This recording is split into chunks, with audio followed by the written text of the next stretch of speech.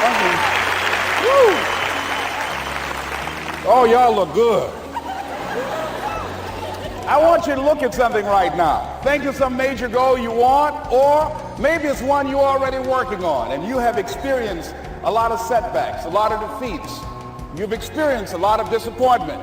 Maybe you've already given up. And maybe you just need a little fire, a little encouragement to get back in the game again.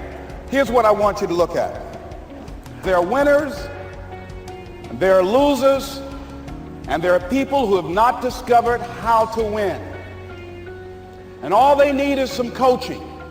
All they need is some help and assistance, just a little support.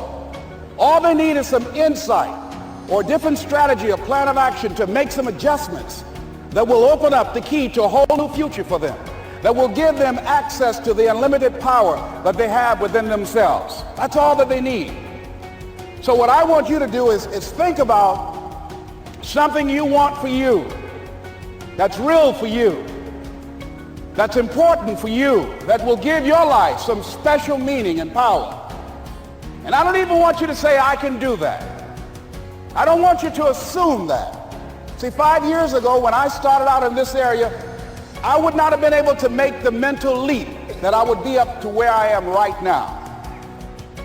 I don't want you to begin to just psych yourself out. No. I want you to be able to say something to yourself that will enable you to maintain a level of integrity with yourself. That when you say this, even when you face tremendous setbacks, it will be a benchmark to keep you in the game, to keep you moving forward and experimenting and readjusting your strategy and your plan of action, continuously looking for ways to win. So what is that something? When you got an idea you want to move on, you might not have the money, you might not have the education, you might not have the support or the resources you need. What is that something that can keep us going, that will enable us to act on our dream? What's one of those keys that will begin to help us to discover the secrets to our dream? Here's what I want you to repeat after me, please, with power and conviction. Say, it's possible. It's possible. That's all I want you to do when you look at your dream. Just say to yourself every day, it's possible. Just say that every day to yourself, it's possible. Because what does that do? See, it begins to change your belief system. See, the way in which we operate, ladies and gentlemen, it's a manifestation of what we believe, what's possible for us. Whatever you've done up to this point, all that it really is a duplication, it's a reproduction of what you believe subconsciously that you deserve and what's possible for your life. Most people operate out of their personal history, out of their memory, things they've done, things they've experienced, things they've seen, things that they have observed. What I'm suggesting that you operate out of a larger vision of yourself. I want you to see yourself doing what you want to do, experiencing what you want to experience, having what you want to have, doing what it is that gives your life some meaning and value. Operate out of your imagination, not your memory. Because whenever you look at where you want to go, I'm wanting to warn you, you will have some conversation back here after you go through the data that you've experienced in life saying you can't do it. And so what you want to begin to do is ignore that inner conversation. Well, most people, ladies and gentlemen, when something happens to them, what they do is they begin to believe that that's the way it is. That's the way it's always been. And they can't see the possibility of it being any different. Example, before April 1954, the common belief, the universal belief, because it had been tried again and again and again and people had failed, the belief was that man was not physically capable of breaking the 4-minute barrier, that he could not run a mile in less than 4 minutes. That was the belief on the planet. It had never been done. But here's what happened, ladies and gentlemen. Roger Bannister came along, and he broke the 4-minute barrier. Now here's what's significant about that. Since that time, up to this day, over 20,000 people have done it, including high school kids. What changed? 20,000 people, what changed? Here's what happened when they got on the track. They knew it had been done. And because they knew it had been done, there was a new belief about this barrier, about this goal that was unreachable. And those 20,000 people got in the race believing, knowing in their heart that someone had done it, that it's possible, that they could do it. And I'm saying that if you know anybody that had some goal, some dream, something they wanted to do, and they did it, then I'm saying that you know in your heart that if someone has done it, then you can do it. It's possible. And that if someone can make their dream become a reality, that it's possible that you can make your dream become reality. And so as you begin to look at where you want to go, beginning to embrace that, it's possible. I'm blessed and highly favored. I've got a lot going for me. I got some good stuff in me. And it's possible that I can bring my greatness out here in the universe. That I can do what I want to do. It's possible I can write my own book. I can have my own business. I can take the trip and travel around the world. It's possible. I can bounce back from adversity and reinvent my life. It's possible. Regardless of where I am, the things can get better for me. It's possible. I'm thinking about two men right here in Chicago who are fairly successful, similar background, educated. They worked for a corporation for many years, and they were among many people that were laid off. Two guys who were very good friends. One went out looking for a job for several weeks along with the other one, and they faced disappointment and rejection again and again and again. They couldn't find any work, which is the story of many people across this country. One guy stopped. He became discouraged. He stopped going. He stayed home looking at television, became very argumentative and toxic with his wife, drinking beer, getting on the phone, talking to his other negative, unemployed friends.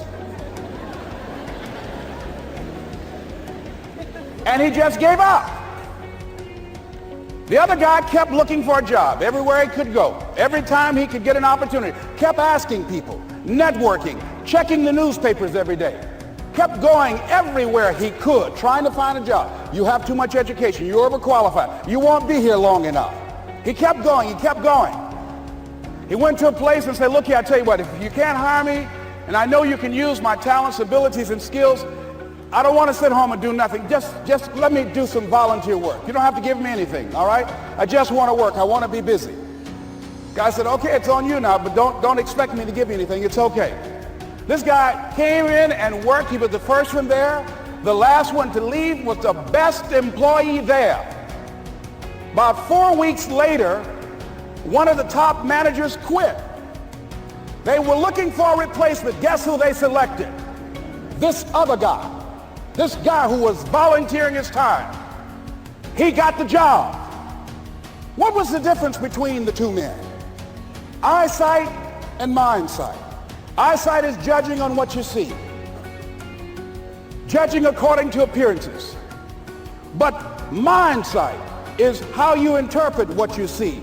One guy said, it's not possible, it's over, I'm finished. I can't do it. I can't make it. He surrendered. I've faced rejection again and again. I'm not going anymore. There are no jobs out there.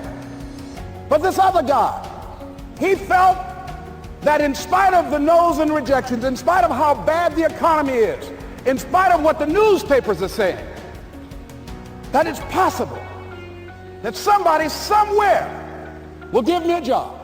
He just kept going, thinking it was possible. And guess what, ladies and gentlemen? That's what we have to do with our dreams. Because things happen to you in life that you can never, ever anticipate. And many times when those things happen, you want to give up. I remember when I was in broadcasting, when I was a disc jockey, I became very controversial, not only being a disc jockey, but I felt that radio was something that you not only entertain people with, but you also empower them, you educate them. And I got fired. I didn't just leave, they fired me. That was a shock. I said, wait a minute. They took my microphone. I thought that was who I was. No, ladies and gentlemen, it wasn't. I had to do something else. And I didn't know what else I could do. See, here's what I'm looking at. What are the uses for your life right now that you haven't even reached for yet? See, I believe that when you don't have enough encouragement to act on your dreams or ideas, or you're not enlightened enough, that life will act on you. See, life had moved on me and said, Les Brown, you have outgrown this. It's time for you to do something else. Well, I wasn't enlightened enough. I organized some disc jockeys and got my job back. So they had to fire me again. I got fired twice. Here's what I did. I had to think of something else. And so a guy suggested to me, he said, Les, why don't you run for office? I said, man, I've never run for office. I've never known anything about how to operate in the political arena. I've heard encourage people to register to vote and get out to vote, but I don't know anything about politics. He said, well, neither do the people who run for office all the time.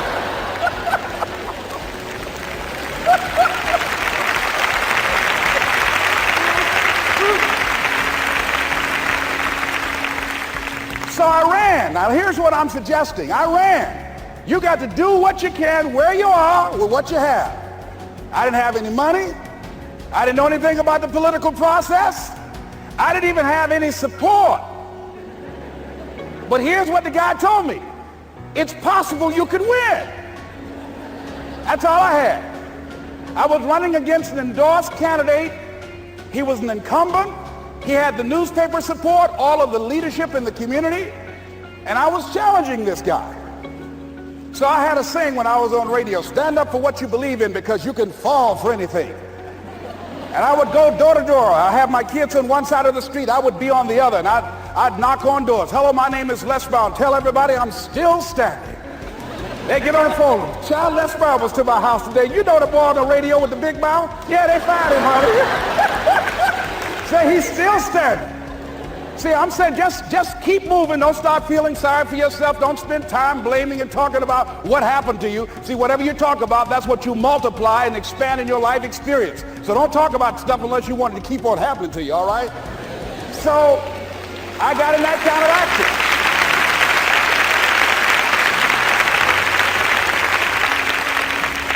As I continue to do that, had my children with me, we're going door to door, didn't have enough money. Eventually, we got close to the election and something happened that really surprised me. Guys who I thought were going to either support me or stay out of it, various powerful community leaders, they became involved in it and they endorsed my opponent. I felt devastated. Now that's going to happen to you when you're working on your dream. Things are going to happen that's going to catch you on the blind side. That was shocking to me. They didn't have to do that. All they had to do was just stay out of it. But here they go, come up in there messing with me. Now that's going to happen. There's some people who believe it's their personal business to stop you from living your dream, all right?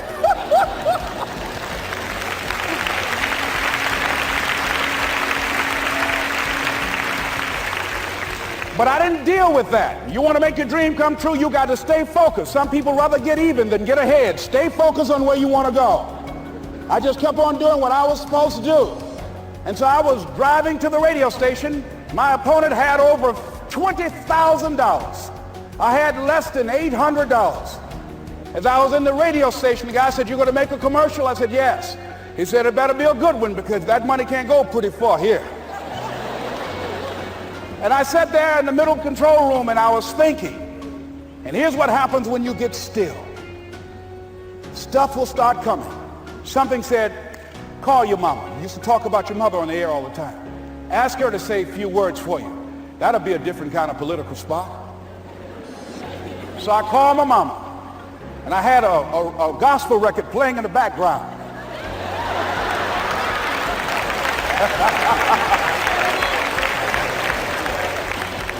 And then I had my mother say, "Hello, this is Mrs. Mamie Brown. When I raised my sons, I raised them to be good children. When they got out of hand, I beat them behind and made them go right. Please vote for my son. He's a good boy."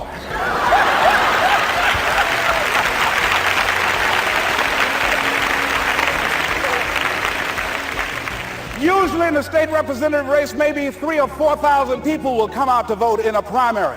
In that primary race, over 27,000 people came out and voted and said, "I'm voting for Les Brown because his mama said he's a good boy." ladies and gentlemen. I won.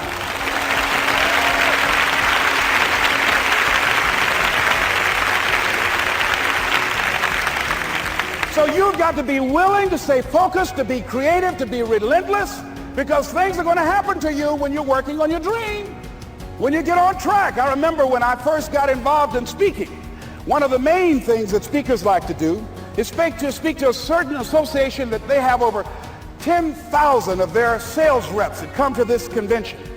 And I was relentless. I kept saying, it's possible. It's possible. See, what I want to let you know and set you up for, because you say it's possible, don't mean that you're not going to have any problems. That Murphy's Law ain't going to come and slap you side the head. Oh, Murphy going to come visit you. He's waiting for some of y'all out in the parking lot. Oh, you say it's possible. Okay, it's possible. You better get up. Well, I was working. I kept saying it's possible. They got other speakers on this program. I can be on that program too. I kept selling myself. I got all fired up. And I was calling them every day. And the lady finally said, Mr. Brown, I tell you what, we want you to come in and talk to our sales executives. You got the kind of fire and guts that they want, that will motivate them. And let me tell you something else. We want you to bring your motivational tapes. You're going to need at least $50,000 worth of tapes. I said, is that right? Yes, because they want to keep that drive alive. I said, all right. I called the guy to duplicate my tapes. I said, Don, how you doing? This is Les. Let me tell you, I got a major speaking engagement. I said, man, it's a speaker's dream. I need over $50,000 worth of product. He said, Les, you don't have that kind of credit. I said, I know, but Don, I can sell that. Just right after speaking engagement, I'll give you your money in 4 days. He said, are you sure, Les? I said, yes, man, I got a major speaking engagement, and they told me to do it. He said, man, that's a big order. Let me talk with the lady with you. I said, hold on just a minute, man. Call the lady back. Hello, Evelyn, how you doing? This is Les Brown. I got Don on the phone. What did you say? Do I have the speaking engagement? Yes, you do. And what else you suggest? Les, our people, they buy a lot of tapes. Your tapes are very popular among them. I'm saying bring at least $50,000 worth of tapes, Les. You'll sell everything you got and more. I said, did you hear that, Don? He said, yes. I said, now, if anybody else has to make a decision, are you the final person? She said, I'm the final person. I will send you the contract. I want you. I said, you hear that, Don? He said, yes. I said, oh, ye of little faith. I said, duplicate the tapes, man. Hung the phone up. Well, he duplicated the tapes. 1 week came by. I'm checking the mail every day. No contract. I said, come on, Murphy, don't start nothing, man. Come on. Come on, man, give me a break. Come on, you know, this ain't fair. Come on, man. Give your boy a break. Come on. I talked to myself, you know. I didn't want to call him right now. 2 weeks passed by. Murphy said, don't you think you ought to call him? I said, okay. I called. I said, hello, this is Les Brown calling. How you doing, Les? I said, fine. I said, Evelyn hasn't sent my contract out yet. Any additional information you need? So, Les, you haven't heard? I said, no. I said, Evelyn died. I said, she died? I said, did she say anything about me?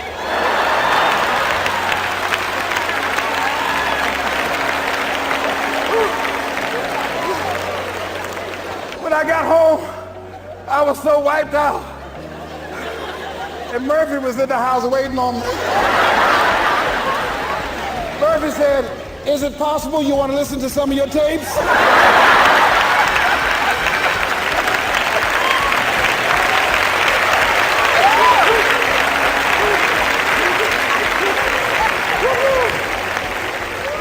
But ladies and gentlemen, here's what I had to do.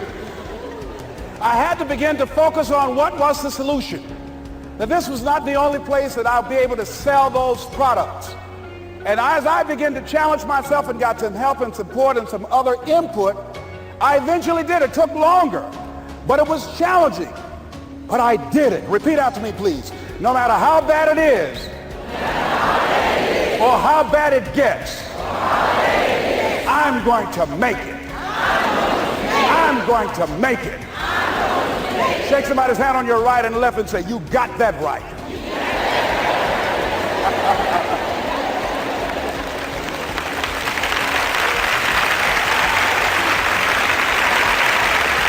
Repeat after me, please. It's possible. I can have my dream.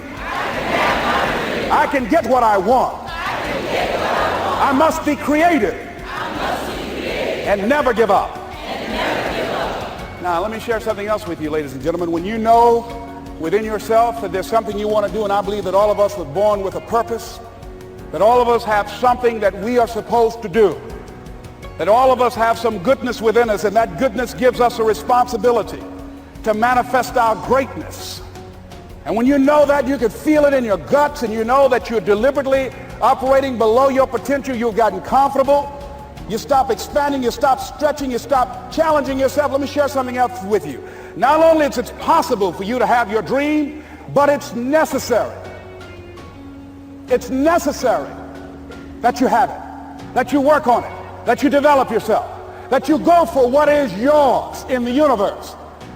I have a friend that at the beginning of the year I was in Los Angeles giving a speech, and I do a seminar teaching people how to become involved in the speaking business, and also one called Speaking with Power, teaching people how to begin to develop their communication skills. And this friend, I said, I want you to work with me. I called her up. She said, Les, are you sure I can do it? Sure you can. You have a PhD in communications. I don't have that. If I can do it, sure you can do it. In fact, I'm going to give you the support that you need. Here's what I realize, ladies and gentlemen. We only have enough energy to take us to a certain level. But it's necessary that we assemble ourselves with other people who share our vision, other people that can see it for us, to give ourselves a home court advantage.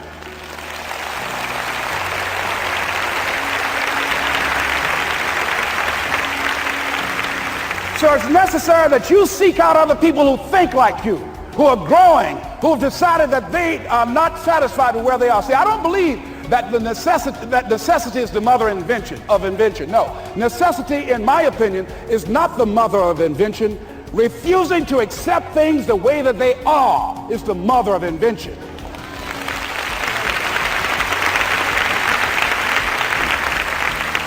When you decide, I'm not going to settle for this, this is not going to be it for my life, I deserve more than this.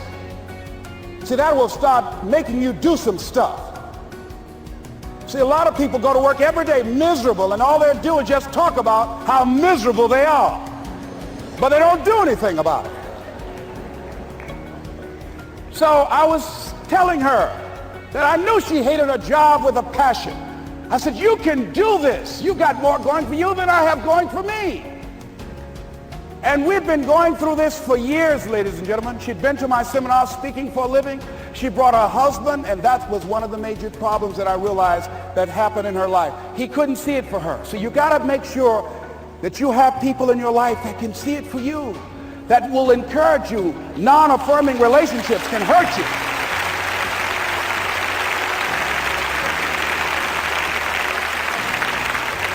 And I talked to him. I said, you know, I don't have anything to do with your marriage. I said, you and I are good friends, and she and I are good friends. And I'm not taking sides. I said, but if you can't see it for her, don't tell her that. Just give her some support. What if you're wrong? It's possible, man, that if I'm doing it, she can do it. Well, you're different. How are you going to tell me that? You've seen her speak. She's got great speaking skills. Don't underestimate her. You don't know. You got a great woman here.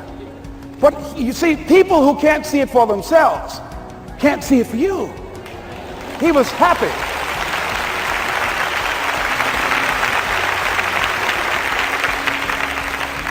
So I said, will you do it with me? I said, I'm going to give you the support you need. You can't do it by yourself. I will stand with you. She said, you will? I said, yes. I'm going to make you a part of my seminar. You'll do a part of it, and I'll do a part of it. Speaking with Power. She said, okay. 3 days later, ladies and gentlemen, I got an emergency call at my office. It was from her husband. He called and said, tell Les Brown that Marion is dead.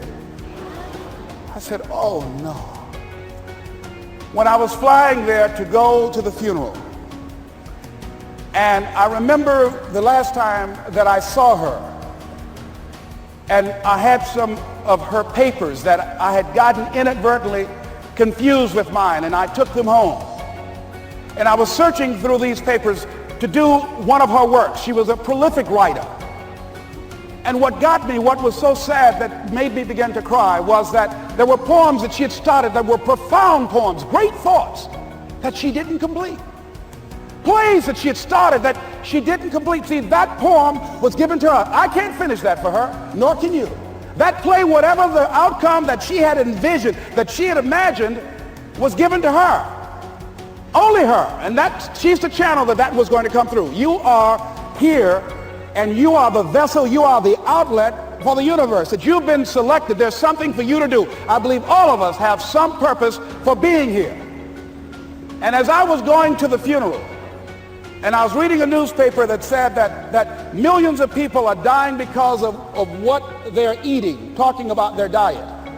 And I'm sure that it was Marion talking to me, whispering, saying, Les, the next time you speak, say that even more are dying because of what's eating them.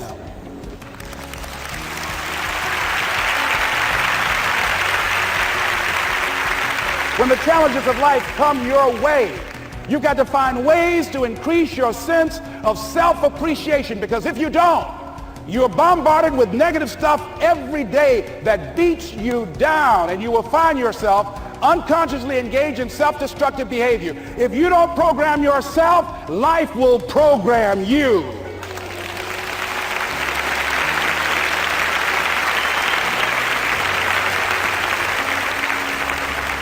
So you want to have an agenda for your life. It's necessary that you have some direction for your life. A friend at the National Speakers Convention gave us a presentation, and it really struck me. He was talking about when he was traveling across Europe, Warren Gresham, and he said at different points, soldiers would wake them up on their journey and ask him the question. And I posed this to you. The question was, where have you been? Why are you here? And where are you going? And that's what I ask you. Where have you been? Where have you been up to this point? You look at your life. You look at what you produce. Is it giving you what you want? Are you living on purpose? Are you living your dream? Are you acting on your ideas? Are you doing all you can do? Have you gotten comfortable? Are you procrastinating? Are you evading your own greatness? Are you surrounding yourself with people that can nourish you? Are you challenging yourself? Are you experimenting? Are you learning something different? Is your life an adventure, or is it boring? Where have you been?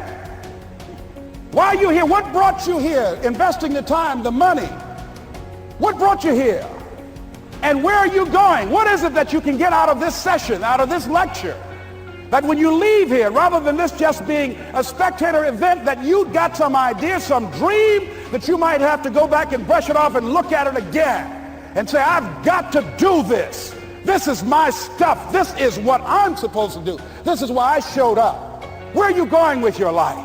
What decisions are you making right now as you look into the future? Are you experimenting to find out what other talents and abilities that you have? See, we're in a time right now. The day is gone where you could just go to college and get out and get a job and work 30 or 40 years with job security and retire with a gold watch. The gold watch days are gone. Brand new day, party's over. So now you have got to be multi-talented and multi-skilled. You've got to use all your stuff. You don't know what else you can do. I didn't know I can do what I'm doing right now. It's necessary that you stretch and challenge yourself and say, let me see. I started out as a trainer. I'm a trainer. That's what I am. That's what my expertise was in. And then I decided, let me see, can I speak? And then I discovered, hey, I can do that. What if I hadn't tried to do that and just been satisfied with just being a trainer, with a limited vision of myself? And then after training, and then I said, well, maybe I can go into business for myself. And I started speaking, going into business for myself. Well, maybe I could train other speakers and teach them how to go into business for themselves. See, you want to have a backup plan. You want to have other strategies for yourself. In case this doesn't work out, you got something else going over here.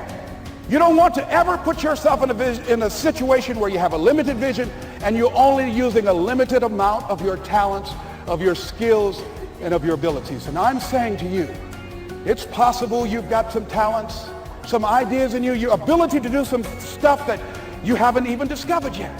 And I'm suggesting that it's necessary that you get outside of your comfort zone.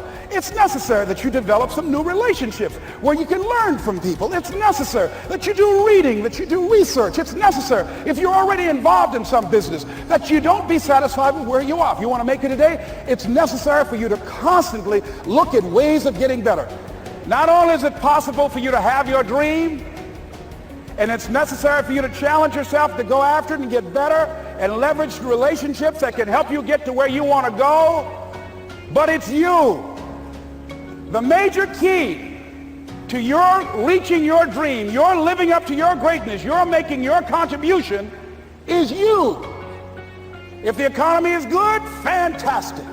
If the banks are loaning money, that's great. If people are positive, that's great. You don't have any opposition, that's great. But the major key to your making things happen in your life is you. When I wanted to get on public television, you know, they told me, you can't do that. So wait a minute, I've seen these other people on. It's possible I can get on. Leo Vizcaya, John Bradshaw. It's possible. Hold on, time out. Let's be realistic. Come on, be logical. I said, well, wait a minute. Why can't I do it? Well, let's look here.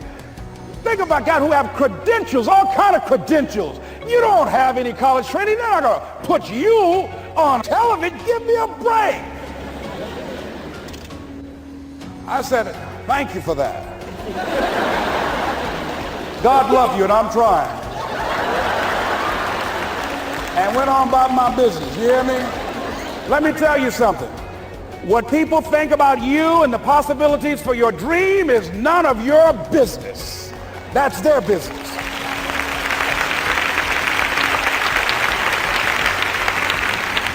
They have no imagination, ladies and gentlemen. They're living out of the past, out of their memory. Their attitude is it can't be done because they haven't seen it. They're judging according to appearances. The people that are going to make it in the future, the people that are making it today, let me share something with you. History is being read, but it's also being written by people with imagination.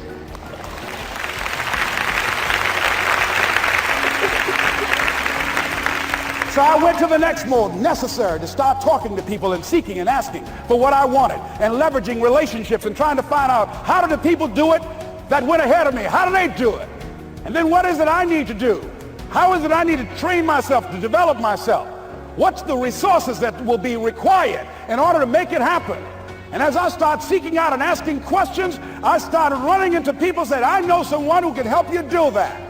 And they helped me get connected with those people. Remember, we have so much energy that can take us so far. It's necessary that you hook up with some other energy that can take you to the next level. I hooked up with them. They said, let's go. I said, away we go.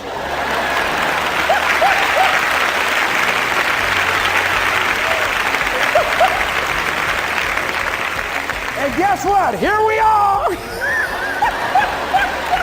I love it. You want your stuff? It's necessary you take responsibility for it, that you make it happen, that you don't give up, that you don't take any objection or disappointment or defeats personally, that you keep on keeping on, that you don't decide that I can't make it because you can't see the light at the end of the tunnel, that you realize that's a part of the program. And here's something you've got to resolve. Say this to yourself every day.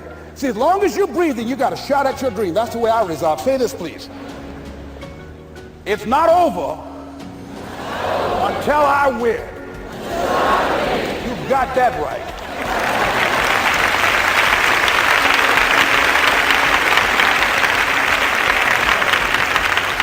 It's not over till I win. Not over till I get through.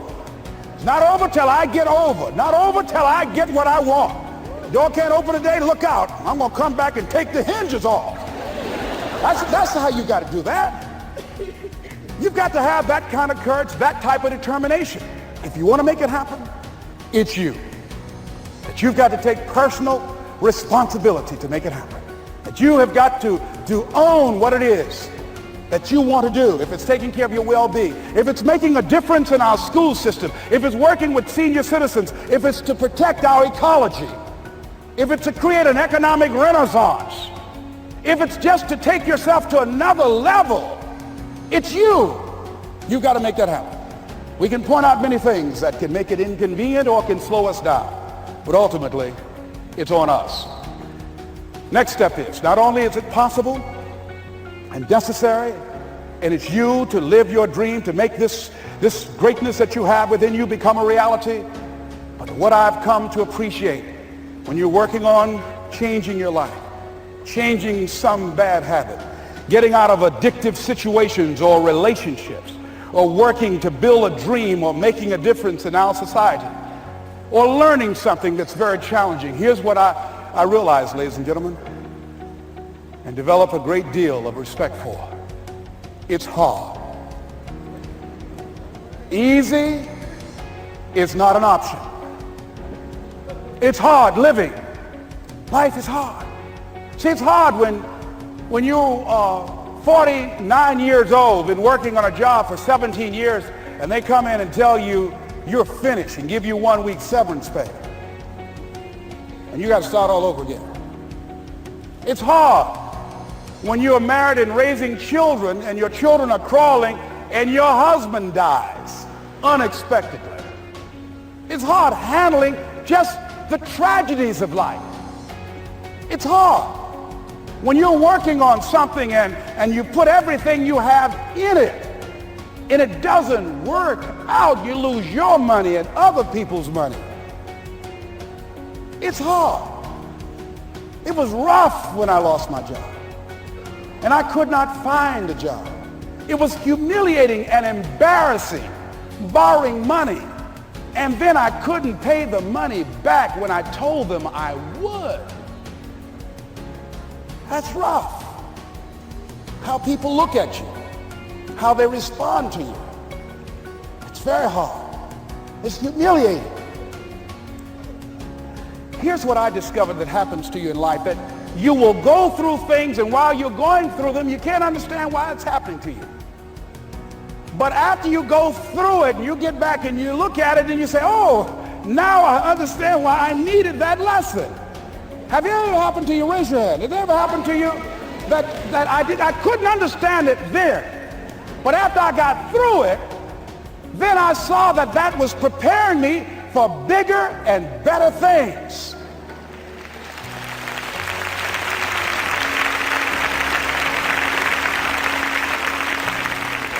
That as you go through the challenges of life and you look at it and embrace whatever comes to you, don't run from it. Step toward it. Don't try and duck it like most people do. See, most people want it easy. See, easy come, easy what? Easy go. See, but when you go at what you're going to deal with and you deal with the difficulties of it, when you handle those hard things close at hand, making those hard decisions right now that you don't want to make, learning those things that you don't like to do, but you know that in order for you to get where you want to go, this is one of the hoops that you have to flip through. And I'm saying to you, whatever you got to do it, because if you don't, life is going to whoop you until you surrender and say, okay, all right, I cooperate, okay, I learned, okay. It had to wear me out a long time.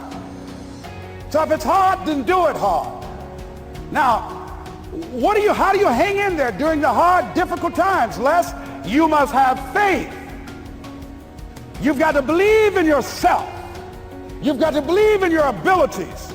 You've got to believe in your service, your company, your ideas, unquestionably. You've got to have faith, and that faith gives you patience. That is not going to happen as quickly as you want it to happen.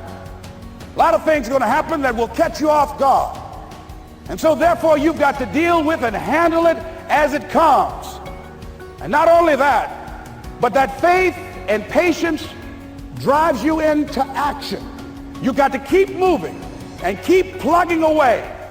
In the Far East, they have something that's called the Chinese bamboo tree. The Chinese bamboo tree takes 5 years to grow. And when they go through a process of growing it, they have to water and fertilize the ground where it is every day. And it doesn't break through the ground until the 5th year. Okay? But once it breaks through the ground, within 5 weeks, it grows 90 feet tall.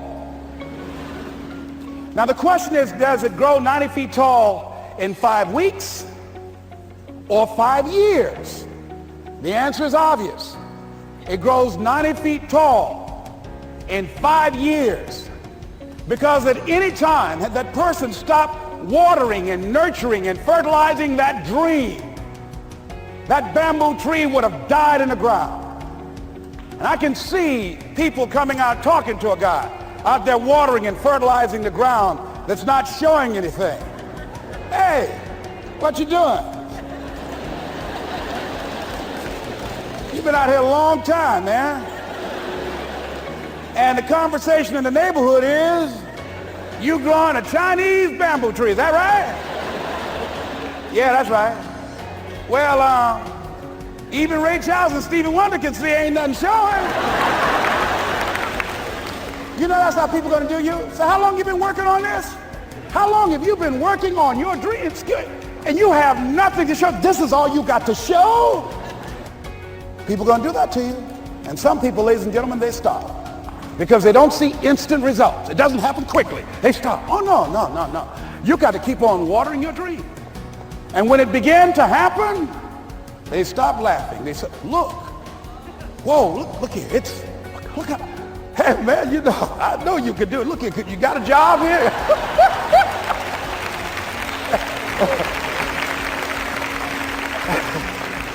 See, during those hard times, we didn't know how you're going to make payroll. During those times when you fell and things didn't work out, they were nowhere to be found.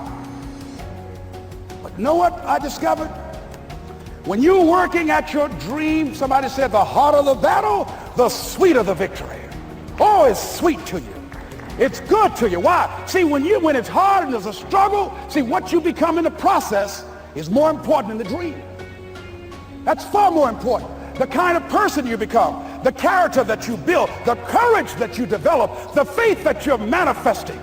Oh, it's something that you get up in the morning, you look yourself in the mirror, you're a different kind of person. You walk with a different kind of spirit. And people know that you know what life is, that you have embraced life. You know it was hard, but you did it hard.